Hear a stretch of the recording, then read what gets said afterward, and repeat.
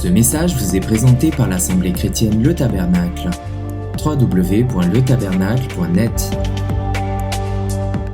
Ésaü veut être l'élu pour bénéficier des droits de l'élection.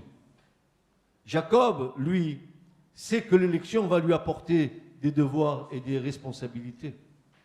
Le droit d'Ésaü a produit les droits de l'homme. Les droits de Jacob a produit les devoirs de l'homme, c'est-à-dire les 10 commandements. Tu te rends compte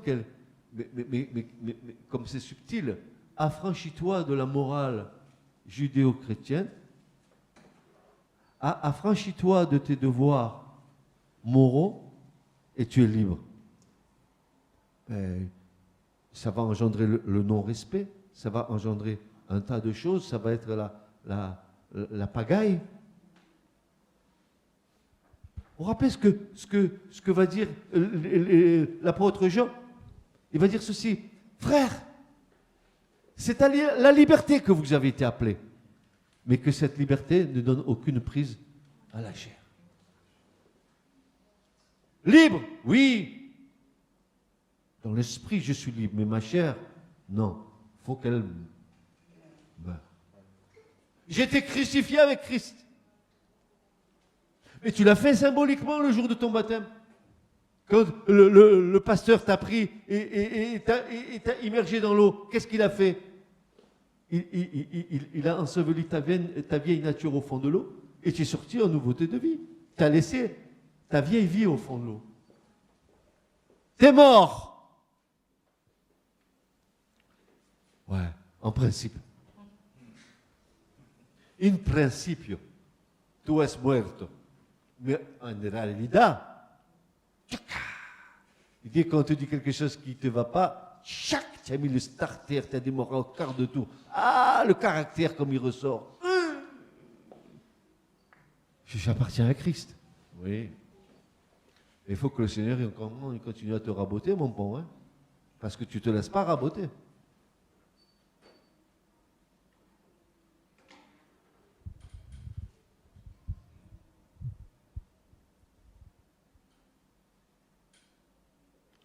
Nous savons maintenant ce que représente Amalek, l'ennemi juré d'Israël, le seul peuple à traverser l'histoire comme Israël, car il doit jusqu'à la fin se dresser contre ce peuple.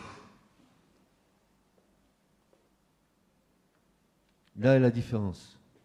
Nous avons trouvé l'identité d'Amalek, une jalousie spirituelle qui a son origine dans la grande croyance d'Ésaü, mais Amalek veut Dieu pour son intérêt, et c'est lui qui veut être un élu.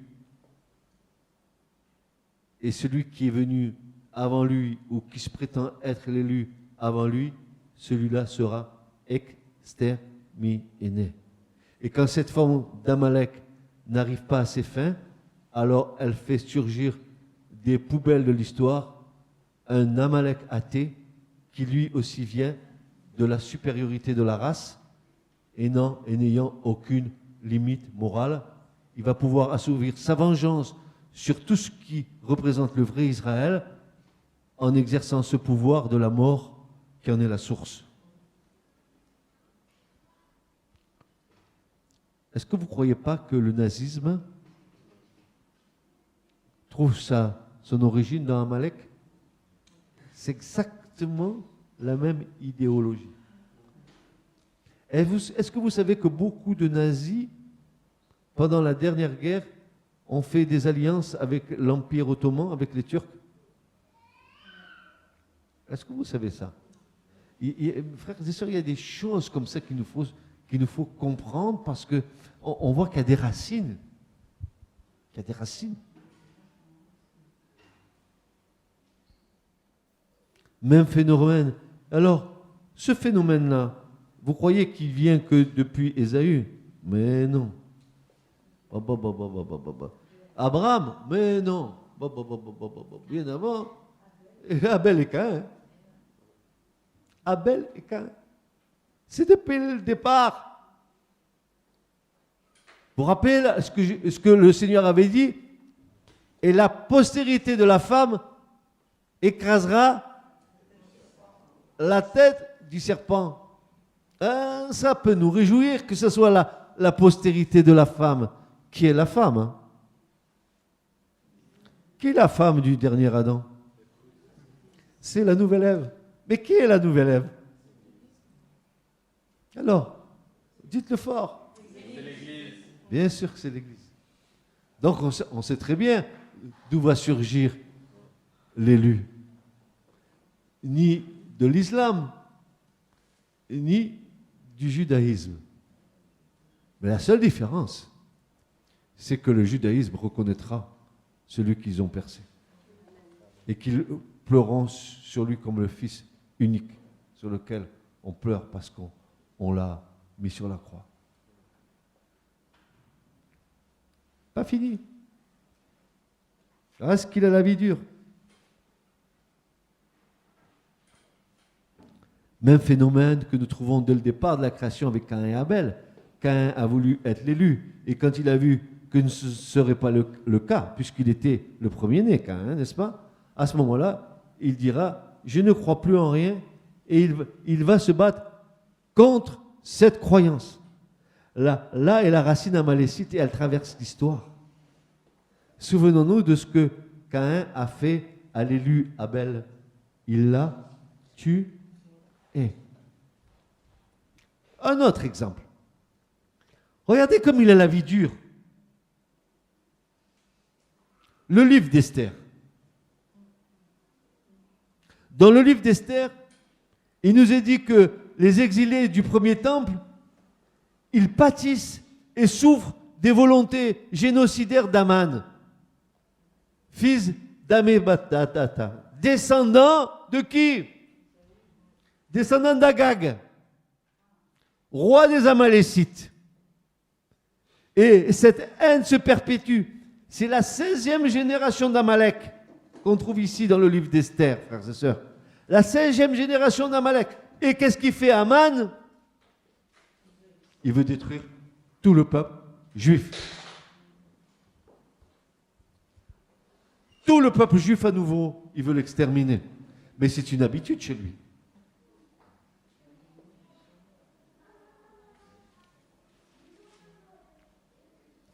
C'était aussi une habitude du temps du Christ avec le roi Hérode, quand il veut faire tuer tous les premiers-nés à Bethléem.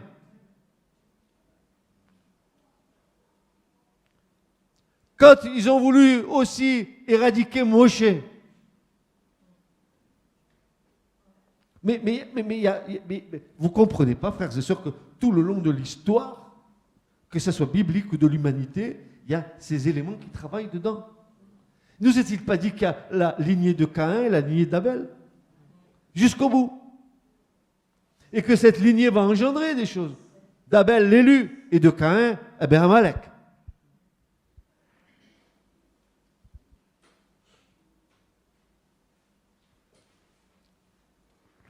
Comment savons-nous qu'Aman est Agathite? Qu'il est d'Agag? Qu'il est d'Amalek? Eh bien, vous la voyez dans Esther 3 et verset 1. C'est indiqué clairement. On nous a dit qu'Aman est Agathite, quoi. Il vient d'Agag. Mais alors, il y a une autre interprétation, et celle-là encore, je vais vous la soumettre parce qu'elle est très interpellante. Certains disent que Aman, oui, il descend d'Agag, mais d'autres disent non, il ne descend pas d'Agag. Et pourtant, c'est marqué dans Esther 3.1 qu'il est agathite. Certains disent qu'il est gogéen, c'est-à-dire de la race de Gog. C'est encore mieux. Hein. Vous avez compris. Gog et Magog à la fin des temps. Hop, il est de la race de Gog. Alors la racine, elle est la même. Dans le verset 6 d'Esther 3, il nous est dit, « Or, il ne daignait pas mettre la main sur Mardoché seul, mais parce qu'on lui avait rapporté de quelle nation était Mardoché, il cherchait d'exterminer tous les Juifs qui étaient par tout le royaume d'Assyrus comme étant la nation de Mardoché. » Vous avez compris ce qui animait le cœur de cet Aman, qui est d'Agag.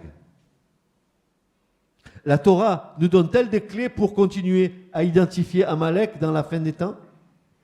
Amalek sera ou chrétien ou musulman, compte tenu que ces deux religions ont en ligne de mire pour elle l'élu. Donc ça peut sortir ou de l'Église, ou de l'islam, ou alors d'Israël. Mais en tout cas de ces trois nations-là. Maintenant, il nous faut revenir un peu en arrière. Et c'est là que je vous demande un peu d'attention, parce que vous allez comprendre quelle est l'idéologie d'Amalek. Vous allez vraiment comprendre. On en a vu les raisons, mais on va maintenant comprendre réellement ce qu'Amalek fait dans notre génération. Alors, il nous faut revenir à l'histoire de Saül avec le prophète Samuel et avec Agag. Vous vous rappelez de 1 Samuel 15 où Dieu dit à Saül de détruire Amalek à cause, n'est-ce pas, de ce qui s'était passé auparavant, à cause des attaques d'Amalek à Réphidim, etc., à cause que Saül a été le premier roi d'une descendance de rois que Dieu n'a pas approuvé, mais qu'il a accepté. Ils ont voulu s'affranchir de la théocratie, ils ont voulu s'affranchir d'un Dieu qui règne sur le peuple d'Israël. Ils ont voulu un roi comme les rois du monde. Et ils ont dit non, maintenant on veut un roi comme les autres nations. Non, Dieu ne t'occupe plus de nous, nous allons être comme les autres. Et Dieu va dire à Samuel, mais ce n'est pas à toi qu'ils ont annoncé après moi. Ils ne veulent plus de moi. Bon, alors Dieu se retire. Mais Dieu dit à Saül, quand même, tu vas détruire Amalek. À cause de ce qu'Amalek a fait à Israël à la sortie d'Égypte. Saül le fait, mais il le fait mal. Il a dit, tu détruiras tout le peuple, c'est-à-dire le roi, tout le peuple d'Amalek, les enfants, les petits-enfants, les hommes, les femmes, y compris les troupeaux.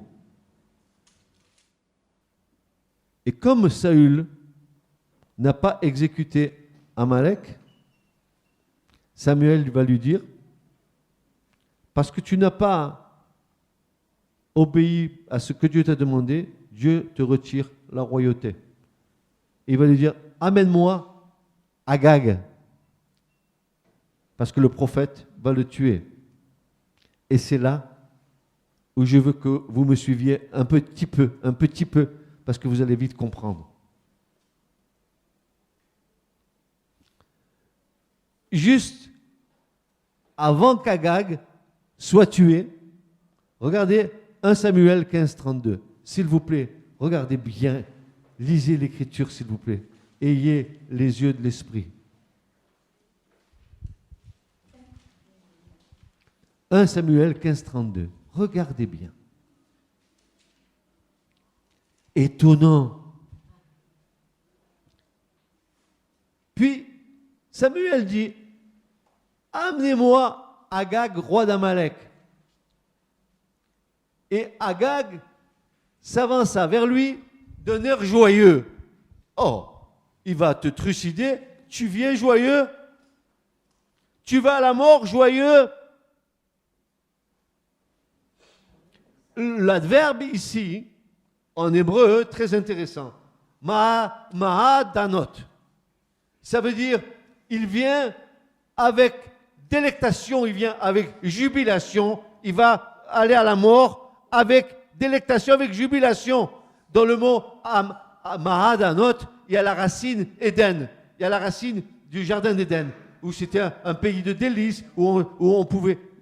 Eh bien, il vient comme ça, dans cet état d'esprit, avec jubilation. Il disait certainement, l'amertume de la mort est passée. Il n'a pas peur de la mort. Il vient avec joie à la mort. Oh, ça vous rappelle rien? Oh, Amalek. Et ça vous rappelle rien? En 2015? Lis Et l'idéologie amalécite est de former depuis des siècles, et dès le jeune âge, dès les jardins d'enfants, les garderies, il fait appréhender à ses enfants la mort. Il les instruit pour mourir. Et c'est exactement ce qui se passe aujourd'hui quand un enfant se fait exploser avec des bombes. La maman de cet enfant, récupérant les lambeaux de son enfant, déchiqueté, va, et c'est vrai ce que je vous dis, distribue des bonbons à toutes les mamans voisines. Et la plus grande joie de ces mamans, c'est de montrer un morceau d'œil ou d'oreille de leurs enfants sacrifiés à l'idéologie amalécite. Voici la déclaration d'Amalek au travers d'Agag. Samuel, tu es en face de la seule civilisation qui n'a pas peur de la mort.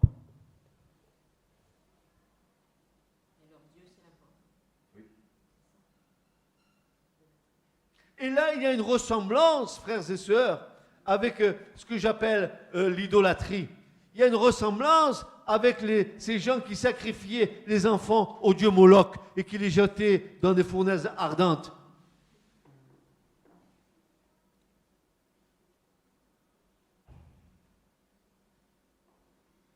Samuel, tu es en face de la seule civilisation qui n'a pas peur de la mort, alors que la Torah nous invite à choisir la vie. J'ai mis devant toi deux chemins. La vérité, la vie, ou la mort. Et le Seigneur dit, mais je te demande, moi, Dieu, ton Dieu, choisis la vie. L'idéologie amalécite choisit la mort avec délectation, avec jubilation. Si les kamikazes japonais se faisaient tuer, ils se sacrifiaient par devoir. Il apparaît que c'est par délectation, par jubilation, que ces gens vont à la mort, car dès leur jeune âge, la mort étant pour eux le summum du service divin. Tu meurs pour Allah et tu te fais sauter. Parce que de toutes les façons, tu as une bonne vie qui t'attend en haut. Déjà, tu rentres, tu as 70 vierges avec toi, tu vas avoir de quoi t'amuser en haut. Où est la notion du péché? Où est la notion de l'œuvre de la croix? Où est la notion de la vie? Où est la notion de la vie? Car précieuse est aux yeux de Dieu la mort de ses saints. Voyez-vous la différence? C'est que nous avons, nous, le respect de la vie. Parce que nous avons choisi la vie. Eux n'ont aucun respect de la vie. Ils se font sauter allègrement et ils n'ont pas peur, à 16 ans, de sortir leur couteau pour tuer quelqu'un et de se faire abattre sur place. Ils aiment la mort parce que la doctrine d'Amalek leur a menti en leur disant qu'ils seraient bien en haut avec Allah, en leur promettant ce qu'ils leur ont promis, qui est un horrible mensonge. J'appelle aujourd'hui à témoin contre vous les cieux et la terre. J'ai mis devant toi la vie et la mort, la bénédiction et la malédiction. Choisis la vie afin que tu vives, toi et ta semence. Deutéronome 30, versets 19 à 20. En aimant l'Éternel, ton Dieu, en écoutant sa voix, en t'attachant à lui, car c'est là ta vie et la longueur de tes jours, afin que tu habites sur la terre que l'Éternel a juré à tes pères, à Abraham, à Isaac, à Jacob, de leur donner. Et maintenant, je vous ai réservé ça. Il y a en Amalek un désir morbide de la mort. Qui pourrait prétendre au nom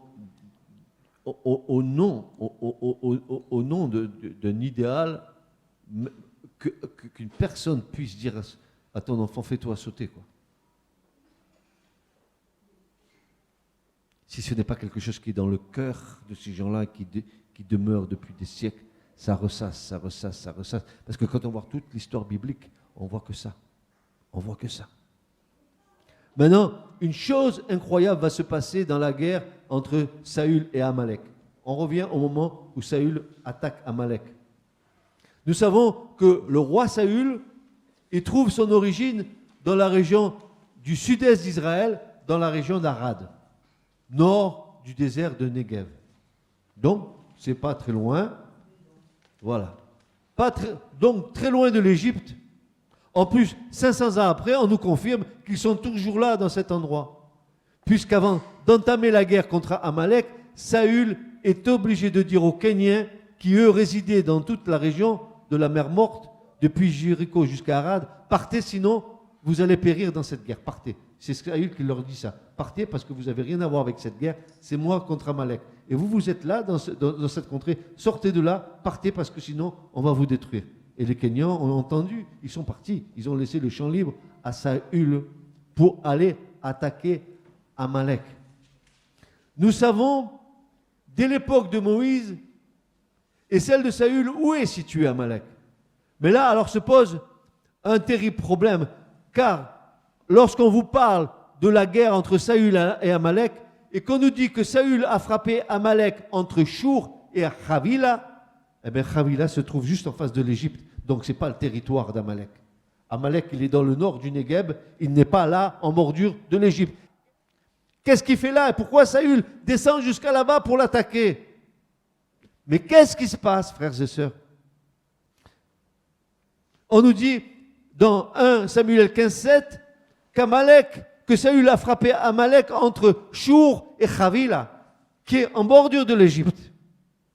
Alors se pose cette question, mais que fait Saül à cet endroit? Pourquoi il descend là-bas pour attaquer Amalek? Mais qu'est-ce qu'il fait à cet endroit, Saül? Il aurait dû aller au nord du Negev attaquer Amalek. Non, non, non, non.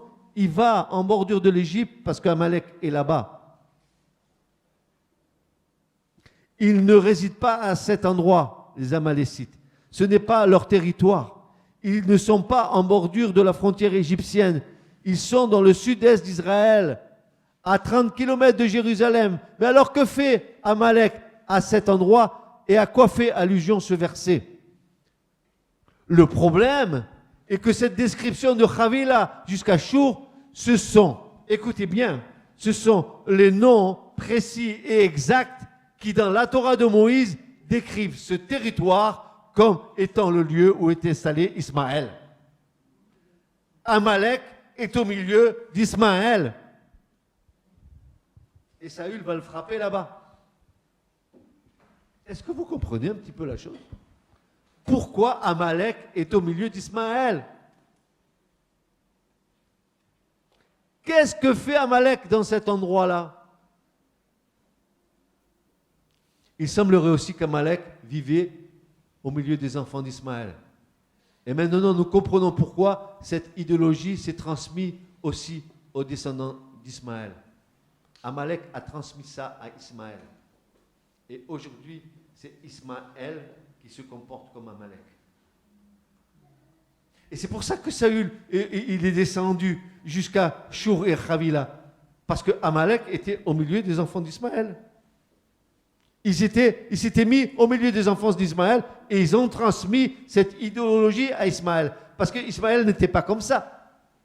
Mais le fait qu'Amalek soit au milieu du peuple d'Israël, il leur a transmis cette idéologie. Et maintenant, nous comprenons pourquoi Ismaël est comme ça. C'est ce que nous constatons aujourd'hui. La Torah nous indique clairement le lien qu'il y a entre Amalek et Ismaël et nous fait comprendre qu'un jour viendra où l'esprit d'Amalek sera chez Ismaël. Nous, en 2015, nous n'avons plus de problème de compréhension dans cette relation ismaélite et amalécite. Nous la vivons. Nous la vivons. La description des peuples qui veulent éradiquer Israël dans le psaume 83, vous l'avez vu ce psaume, nous l'avons vu ensemble, ont été infestés par cette idéologie. Et c'est cela qui les rassemble pour la solution finale concernant le peuple juif. Tiens, la solution finale est une expression d'Hitler contre le peuple juif et son extermination. N'est-ce pas là la même idéologie? Psaume 83, verset 4, et je termine comme ça. Ils ont dit, venez, et détruisons-les en sorte qu'ils ne soient plus une nation, que l'on ne fasse plus mention du nom d'Israël, car ils ont consulté ensemble d'un même esprit, ils ont fait une alliance contre toi. Amen. Avez-vous compris ce matin que l'État qu'Amalek, il a parcouru l'histoire jusqu'au bout de l'histoire, qu'il a transmis son idéologie à d'autres peuples qui se comportent comme cela.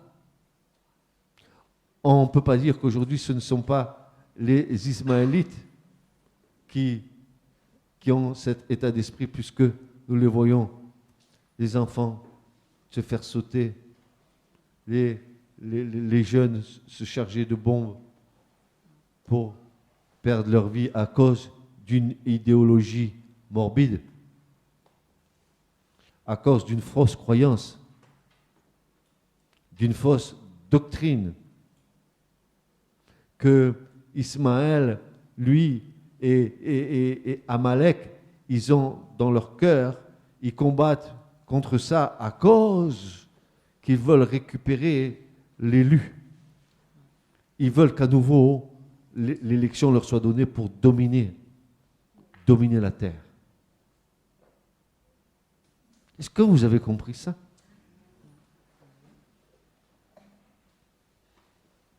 Amalek, ce n'est pas qu'une petite histoire dans l'Écriture.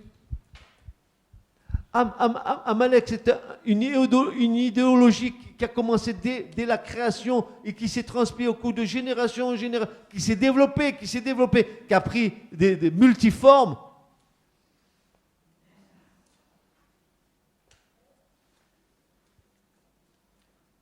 Nous pouvons avoir dans l'histoire de l'humanité des civilisations qui ont agi comme cela.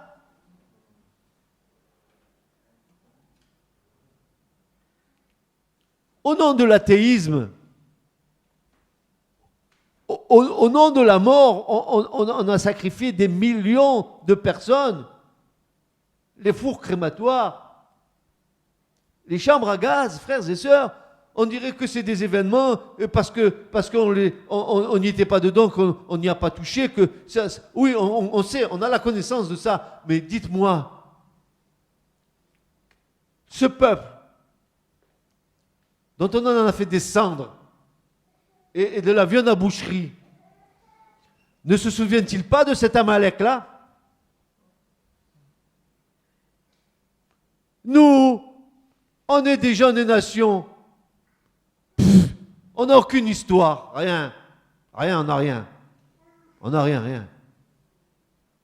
Jamais Dieu a dit aux nations, je vous mets à part parce que vous êtes vous êtes séparés des nations, vous êtes un peuple à part, comme il a dit à Israël, son peuple. Jamais il a dit ça aux nations. Lui, il est le roi des nations, l'Éternel est le roi des nations. Mais Israël, il a été à part par rapport à l'élection. Pour que l'élection d'Israël soit mise au bénéfice de toutes les nations. Mais Amalek, ce n'est pas ce qu'il veut. Il veut récupérer son droit, soi-disant, qui lui a été volé. Mais ce n'est pas vrai, il n'a pas été volé. C'est Dieu qui l'a voulu ainsi. Et à la fin, vous avez vu que ce descendant-là, d'Amam, même si c'est pas, le nom n'est pas son origine, on voit qu'il y a même le nom de Gog dedans. Gog et Magog. Gog et Magog. Vous avez entendu parler de Gog et Magog quand même, non? Gog qui va descendre avec tous ceux qui sont cités dans le psaume 83. Mais je n'ai jamais vu dans ma vie, frères et sœurs. Il faudrait ne pas avoir la foi pour ne pas comprendre la vision que Dieu a donnée à ses serviteurs, les prophètes, qui nous ont avertis des siècles à l'avance des événements qui se passeraient maintenant.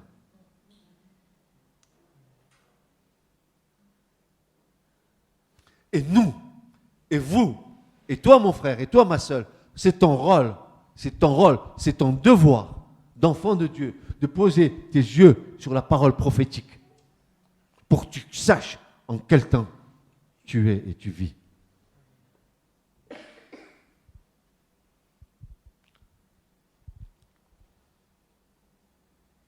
Tu as deux solutions.